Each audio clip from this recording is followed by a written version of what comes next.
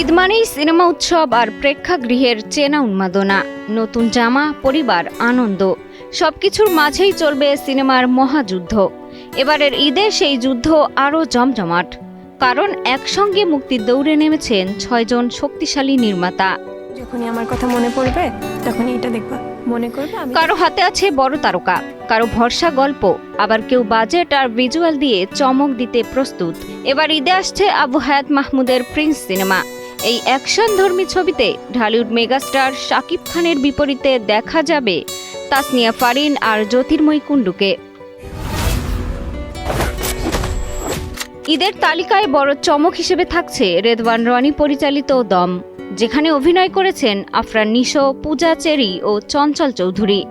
অন্যদিকে রয়েছে মেহেদী হাসান হৃদয়ের রাক্ষস, যেখানে অভিনয় করেছেন সিয়াম আহমেদ।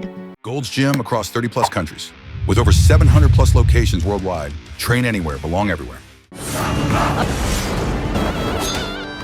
ইতোমধ্যে ঈদুল ফিতরে মুক্তির প্রত্যাশায় লাইট ক্যামেরা অ্যাকশনের দুনিয়ায় নেমেছেন নির্মাতা রায়হান রাফি।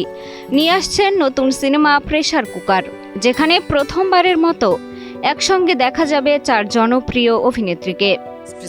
এখন রাশিয়ান হাউসের প্ল্যাটফর্মে ঈদের চমক হিসেবে আরও রয়েছে তানিম নূর পরিচালিত বনলতা এক্সপ্রেস। অন্যদিকে রায়হান খান নিয়ে আসছেন 2011 সালের চাঞ্চল্যকর ঘটনার ওপর নির্মিত ট্রাইব্যুনাল। নির্মাতাদের এই কামব্যাক ঘিরে তৈরি হয়েছে বাড়তি কৌতূহল। গল্প বনাম তারকা, নতুনত্ব বনাম অভিজ্ঞতা, কোন সিনেমা করবে বাজিমাত, সেটাই এখন দেখার বিষয়। আমার জীবনে মিষ্টি খাতুন, কালের কণ্ঠ।